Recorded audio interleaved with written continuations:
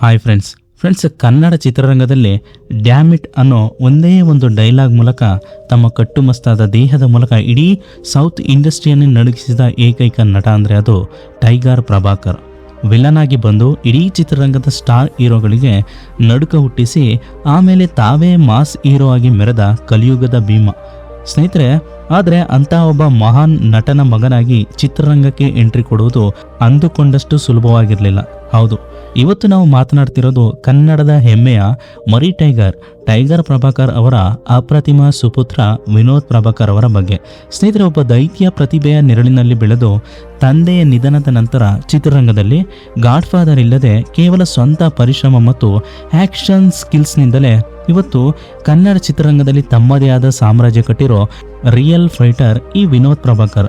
So ಸ್ನೇಹಿತರೆ, ಇವತ್ತಿನ ಈ ವಿಡಿಯೋದಲ್ಲಿ ಮರಿ ಟೈಗರ್ ಅವರ ಬಾಲ್ಯ, ಅವರ ಮೊದಲ ಸಿನಿಮಾ ಮತ್ತು ಅವರು ಪಟ್ಟ ಕಷ್ಟಗಳು ಎಲ್ಲವನ್ನ ಇವತ್ತಿನ ವಿಡಿಯೋದಲ್ಲಿ ಡೀಟೇಲ್ ಆಗಿ ತಿಳಿದುಕೊಳ್ಳೋಣ. ಸ್ನೇಹಿತರೆ, ನೀವು ಕೂಡ ವಿನೋದ್ ಪ್ರಭಾಕರ್ ಲೈಕ್ ಮಾಡೋದಾದ್ರೆ ಕಮೆಂಟಲ್ಲಿ ಮರಿ ಟೈಗರ್ ಎಂದು ಕಮೆಂಟ್ ಮಾಡಿ. ಹಾಗಾದ್ರೆ ಬನ್ನಿ ವಿಡಿಯೋನ ಶುರು ಮಾಡೋಣ. ಸ್ನೇಹಿತರೆ, ವಿನೋದ್ ಪ್ರಭಾಕರ್ ಅವರು ಜನಿಸಿದ್ದು ಡಿಸೆಂಬರ್ 3, 1980 ಬೆಂಗಳೂರಿನಲ್ಲೇ ಜನಿಸ್ತಾರೆ. ಟೈಗರ್ ಪ್ರಭಾಕರ್ ಅವರ ಮೊದಲ ಪತ್ನಿಯ ಮಗನೇ ಈ ವಿನೋದ್ ಅವರು ಚಿಕ್ಕ ವಯಸ್ಸಿನಲ್ಲಿದ್ದಾಗ ತಂದೆ ಪ್ರಭಾಕರ್ ಅವರು ಚಿತ್ರರಂಗದಲ್ಲಿ ಸಿಕ್ಕಾಬಟ್ಟೆ ಬ್ಯುಸಿಯಾಗಿದ್ದರು. ಕನ್ನಡ ಮಾತ್ರವಲ್ಲದೆ ತೆಲುಗು, ತಮಿಳು, ಮಲಯಾಳಂ ಅಂತ ಬೇರೆ ಬೇರೆ ಭಾಷೆಗಳಲ್ಲಿ ನಟಿಸುತ್ತಾ ಸ್ಟಾರ್ ಆಗಿದ್ರು.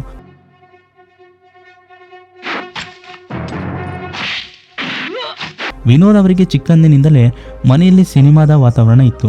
ತಂದೆ ಶಿಸ್ತು, ಅವರ ಬಾಡಿ ಬಿಲ್ಡಿಂಗ್, ಅವರ ಫೈಟಿಂಗ್ ಸ್ಟೈಲ್ ಎಲ್ಲವನ್ನ ವಿನೋದ್ ಅವರು ತುಂಬ ಹತ್ತಿರದಿಂದ ನೋಡಿ ಬೆಳೆದರು. ಆದರೆ ಸ್ಟಾರ್ ನಟನ ಮಗನಾಗಿದ್ದರೂ ವಿನೋದ್ ಅವರ ಬಾಲ್ಯ ಅಷ್ಟೊಂದು ಐಷಾರಾಮಿಯಾಗಿರಲಿಲ್ಲ. ತಂದೆಯ ವೈಯಕ್ತಿಕ ಜೀವನದಲ್ಲಿದ್ದ ಏಳು ಬೀಳುಗಳು ಮತ್ತು ಕೌಟುಂಬಿಕ ಪರಿಸ್ಥಿತಿಗಳಿಂದಾಗಿ ವಿನೋದ್ ಅವರು ತಮ್ಮದೇ ಆದ ಜವಾಬ್ದಾರಿಗಳನ್ನು ಹೊರಬೇಕಾಗಿ ಬಂತು.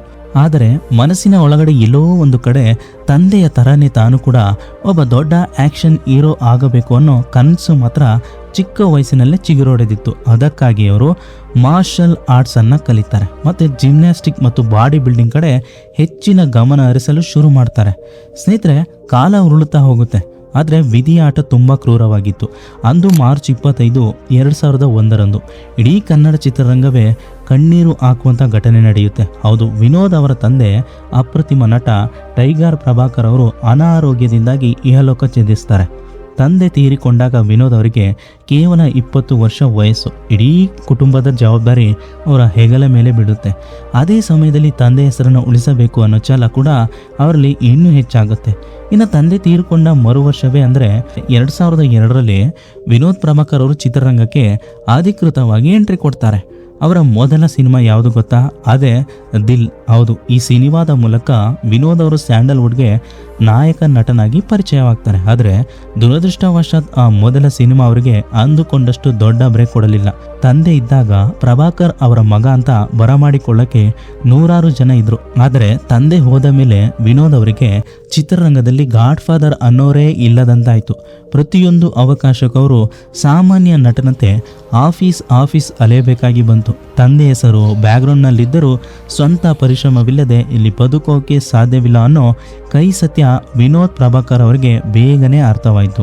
ಸ್ನೇಹಿತರೆ, ಇನ್ನು ಇವರ ಮೊದಲ ಸಿನಿಮಾ ಸೋತರು ವಿನೋದ್ ಅವರು ಧೃತಿಗೆಡಲಿಲ್ಲ. ತಂದೆ ತರವೇ ಕಟ್ಟುಮಸ್ತಾದ ದೇಹ ದಾಢ್ಯತೆ ಹೊಂದಿದ್ದ ವಿನೋದ್ ಅವರು ಆ್ಯಕ್ಷನ್ ಸಿನಿಮಾಗಳನ್ನೇ ತಮ್ಮ ಮುಖ್ಯ ಅಸ್ತ್ರವನ್ನಾಗಿ ಮಾಡಿಕೊಂಡ್ರು. ಗಡಿಪಾರ್, ನವಗ್ರಹ ಮುಂತಾದ ಸಿನಿಮಾಗಳಲ್ಲಿ ಸಣ್ಣ ಪುಟ್ಟ ಪಾತ್ರಗಳು ಮತ್ತು ನೆಗೆಟಿವ್ ಶೇಡ್ ಇರೋ ಪಾತ್ರಗಳನ್ನು ಮಾಡ್ತಾ ತಮ್ಮ ನಟನೆಯನ್ನು ಪಳಗಿಸಿಕೊಂಡ್ರು. ದಿನ ಕಳೆದಂತೆ ಚಿತ್ರರಂಗ ಮತ್ತು ಪ್ರೇಕ್ಷಕರು ಇವರ ಆ್ಯಕ್ಷನ್ ಮತ್ತು ಕಣ್ಣುಗಳಲ್ಲಿರೋ ತೇಜಸ್ಸನ್ನು ನೋಡಿ ಇವರಿಗೆ ಮರಿ ಟೈಗರ್ ಅನ್ನೋ ಬಿರುದನ್ನು ಕೊಡ್ತಾರೆ. ಇನ್ನು 2014 ಬಂದ ಶಿವರಾಜ್ ಕುಮಾರ್ ಅವರ ಬೆಳ್ಳಿ ಸಿನಿಮಾದಲ್ಲಿ ವಿನೋದ್ ಅವರ ಪಾತ್ರ ಎಲ್ಲರ ಗಮನ ಸೆಳೆಯುತ್ತೆ. ಆದರೆ ಇವರಿಗೆ ಹೀರೋ ಆಗಿ ದೊಡ್ಡ ಮಟ್ಟದ ಕಮರ್ಷಿಯಲ್ ಸಕ್ಸಸ್ ತಂದುಕೊಟ್ಟ ಸಿನಿಮಾ ಅಂತ ಅಂದರೆ ಅದು 2016 ರಿಲೀಸ್ ಆದ ಟೈಸನ್. ಈ ಸಿನಿಮಾದಲ್ಲಿ ವಿನೋದ್ ಅವರು ಖಡಕ್ ಪೊಲೀಸ್ ಆಫೀಸರ್ ಆಗಿ ಅಬ್ಬರಿಸಿದ್ರು. ಈ ಚಿತ್ರದಲ್ಲಿ ಅವರ ತಂದೆ ಟೈಗರ್ ಪ್ರಭಾಕರ್ ಅವರ ಧ್ವನಿಯನ್ನು ತಂತ್ರಜ್ಞಾನದ ಮೂಲಕ ಬಳಸಿ ತಂದೆ ಮಗ ಒಟ್ಟಿಗೆ ಇರೋ ಥರದ ಸೀನ್ ಕ್ರಿಯೇಟ್ ಮಾಡಲಾಗಿತ್ತು. ಇದು ಥಿಯೇಟರ್ನಲ್ಲಿ ಜನ ಎದ್ದು ನಿಂತು ಶಿಳ್ಳೆ ಹೊಡೆಯುವಂತೆ ಮಾಡಿತ್ತು.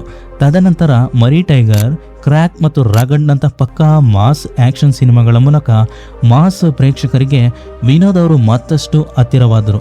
ಇನ್ನು ವಿನೋದ್ ಪ್ರಭಾಕರ್ ಅವರ ಸಿನಿಮಾ ಕೆರಿಯರ್ನಲ್ಲೇ ಅತ್ಯಂತ ದೊಡ್ಡ ಮೈಲುಗಲ್ಲು ಅಂದರೆ ಅದು 2021ರಲ್ಲಿ ಬಿಡುಗಡೆಯಾದ ಚಾಲೆಂಜಿಂಗ್ ಸ್ಟಾರ್ ದರ್ಶನ್ ಅವರ ನಟನೆಯ ರಾಬರ್ಟ್ ಸಿನಿಮಾ. ಈ ಸಿನಿಮಾದಲ್ಲಿ ವಿನೋದ್ ಅವರು ರಾಘವ ಅನ್ನೋ ಅತ್ಯಂತ ಪ್ರಮುಖವಾದ ಒಂದು ಸೀನನ್ನು ಅಥವಾ ಪಾತ್ರವನ್ನು ಮಾಡ್ತಾರೆ. ಹೀರೋ ದರ್ಶನ್ ಅವರ ಜೊತೆ ಸರಿಸಮಾನಾಗಿ ನಿಂತು ಆ್ಯಕ್ಷನ್ ಮತ್ತು ಎಮೋಷನಲ್ ಸೀನ್ಗಳಲ್ಲಿ ವಿನೋದ್ ಪ್ರಭಾಕರ್ ಅವರು ಕೊಟ್ಟ ಪರ್ಫಾರ್ಮೆನ್ಸ್ ಇದೆಯಲ್ಲ, ಅದು ಮಲ್ಟಿಫ್ಲೆಕ್ಸ್ನಿಂದ ಹಿಡಿದು ಹಳ್ಳಿಯ ಥಿಯೇಟರ್ವರೆಗೂ ಕೂಡ ಧೂಳೆಬ್ಬಿಸಿತ್ತು. ರಾಬರ್ಟ್ ಸಿನಿಮಾ ಸೂಪರ್ ಹಿಟ್ ಆದ ನಂತರ ವಿನೋದ್ ಪ್ರಭಾಕರ್ ಅವರ ಕರಿಯರ್ ಗ್ರಾಫ್ ಸಂಪೂರ್ಣವಾಗಿ ಬದಲಾಗಿ ಹೋಯಿತು. ಕೇವಲ ಬಿ ಗ್ರೇಡ್ ಆ್ಯಕ್ಷನ್ ಹೀರೋ ಅಂದುಕೊಂಡಿದ್ದವರಿಗೆ ವಿನೋದ್ ಅವರು ತಾವೊಬ್ಬ ಅದ್ಭುತ ನಟ ಅಂತ ಪ್ರೂವ್ ಮಾಡಿದರು. ಇದರ ಬೆನ್ನಲ್ಲೇ ಅವರು ತಮ್ಮ ತಂದೆಯ ನೆನಪಿಗಾಗಿ ಟೈಗರ್ ಟಾಕೀಸ್ ಅನ್ನೋ ಸ್ವಂತ ಪ್ರೊಡಕ್ಷನ್ ಹೌಸನ್ನು ಶುರು ಮಾಡಿದರು. ಹಾಗೆ ಅದರ ಅಡಿಯಲ್ಲಿ ಲಂಕಾಸುರ ಸಿನಿಮಾವನ್ನು ನಿರ್ಮಿಸಿ ತಾವೇ ನಟಿಸ್ತಾರೆ. ಇನ್ನು ಇತ್ತೀಚಿನ ವರ್ಷಗಳಲ್ಲಿ ಬಂದ ವರದ, ಫೈಟರ್ ಮತ್ತು ಇತ್ತೀಚಿನ ಗಂಭೀರ ಕಥಾಹಂದರ ಹೊಂದಿದ್ದ ಮಾದೇವ ಸಿನಿಮಾಗಳಲ್ಲಿ ವಿನೋದ್ ಅವರ ನಟನೆ ಕ್ರಿಟಿಕ್ಸ್ನಿಂದ ಹಿಡಿದು ಸಾಮಾನ್ಯ ಜನವರೆಗೂ ಕೂಡ ಭಾರಿ ಮೆಚ್ಚುಗೆ ವ್ಯಕ್ತವಾಗಿದೆ. ಸೊ ಸ್ನೇಹಿತರೆ, ಒಬ್ಬ ಸ್ಟಾರ್ ನಟನ ಮಗನಾಗಿ ಚಿತ್ರರಂಗಕ್ಕೆ ಬರುವುದು ಸುಲಭ ಇರ್ಬೋದು, ಆದರೆ ತಂದೆ ಇಲ್ಲದ ಆ ಒಂದು ದೊಡ್ಡ ಶೂನ್ಯದಲ್ಲಿ ಸ್ವಂತ ಶಕ್ತಿಯಿಂದ 2 ದಶಕಗಳಿಗೂ ಹೆಚ್ಚು ಕಾಲ ಚಿತ್ರರಂಗದಲ್ಲಿ ಬದುಕುಳಿಯುವುದು ಅಷ್ಟು ಸುಲಭವಲ್ಲ. ವಿನೋದ್ ಪ್ರಭಾಕರ್ ಅವರು ಹಂತವಾಗಿ ಅಪಮಾನಗಳನ್ನು, ಸೋಲುಗಳನ್ನು ನುಂಗಿ ಇವತ್ತು ಕನ್ನಡದ ಒಬ್ಬ ಪ್ರಮುಖ ಆ್ಯಕ್ಷನ್ ಹೀರೋ ಆಗಿ ನಿಂತಿದ್ದಾರೆ. ಇನ್ನು ಇತ್ತೀಚಿನ ಸಂದರ್ಶನವೊಂದರಲ್ಲಿ ವಿನೋದ್ ಅವರು ಕಣ್ಣೀರು ಹಾಕುತ್ತಾ ಹೇಳಿದರು, ಇವತ್ತು ನನ್ನ ಬೆಳವಣಿಗೆಯನ್ನು ನೋಡಲು ನನಗೆ ಬೆನ್ನು ತಟ್ಟಲು ನನ್ನ ತಂದೆ ತಾಯಿ ಇಬ್ಬರೂ ಬದುಕಿಲ್ಲ ಅನ್ನೋದೇ ನನ್ನ ಜೀವನದ ಅತಿ ದೊಡ್ಡ ಬೇಸರ ಅಂತ ಹೇಳಿದರು. ಏನೇ ಆಗಲಿ, ಟೈಗರ್ ಪ್ರಭಾಕರ್ ಅವರ ಸಿಂಹದಂಥ ಗರ್ಜನೆ ಮತ್ತು ಅವರ ಆ ಜೀನ್ಸ್ ಇವತ್ತಿಗೂ ವಿನೋದ್ ಪ್ರಭಾಕರ್ ಅವರ ರೂಪದಲ್ಲಿ ನಮ್ಮ ಕಣ್ಣೆದುರೇ ಬದುಕಿದೆ. ಮುಂದಿನ ದಿನಗಳಲ್ಲಿ ವಿನೋದ್ ಪ್ರಭಾಕರ್ ಅವರಿಂದ ಇನ್ನೂ ಅದ್ಭುತ ಸಿನಿಮಾಗಳು ಬರಲಿ, ಅವರ ತಂದೆ ಹೆಸರನ್ನು ಅವರು ಮತ್ತಷ್ಟು ಎತ್ತರಕ್ಕೆ ಕೊಂಡೊಯ್ಯಲಿ ಅನ್ನೋದೇ ವಿನೋದ್ ಅಭಿಮಾನಿಗಳ ಆಶಯ. ಸೊ ಸ್ನೇಹಿತರೆ, ನಿಮಗೆ ಈ ಮರಿ ಟೈಗರ್ ವಿನೋದ್ ಪ್ರಭಾಕರ್ ಅವರ ಯಾವ ಸಿನಿಮಾ ಇಷ್ಟ ಅನ್ನೋದನ್ನು ಕೆಳಗಡೆ ಕಾಮೆಂಟ್ನಲ್ಲಿ ತಿಳಿಸಿ. ಹಾಗೆ ಇವರ ಲೈಫ್ ಸ್ಟೋರಿ ಅಥವಾ ಈ ವಿಡಿಯೋ ಇಷ್ಟ ಆಗಿದ್ರೆ ಖಂಡಿತ ವಿಡಿಯೋಗೆ ಲೈಕ್ ಮಾಡಿ, ಹಾಗೆ ವಿಡಿಯೋನ ಶೇರ್ ಮಾಡಿ. ಇದೇ ರೀತಿ ಲೈಫ್ ಸ್ಟೋರೀಸ್ ಮತ್ತು ಟ್ರೆಂಡಿಂಗ್ ಟಾಪಿಕ್ ಆಗಿ ನೀವಿನ್ನೂ ಕೂಡ ನಮ್ಮ ಚಾನಲನ್ನು ಸಬ್ಸ್ಕ್ರೈಬ್ ಮಾಡಿಲ್ಲ ಅಂದರೆ ಈ ಕೂಡಲೇ ಸಬ್ಸ್ಕ್ರೈಬ್ ಮಾಡ್ಕೊಳ್ಳಿ. Thanks for watching video.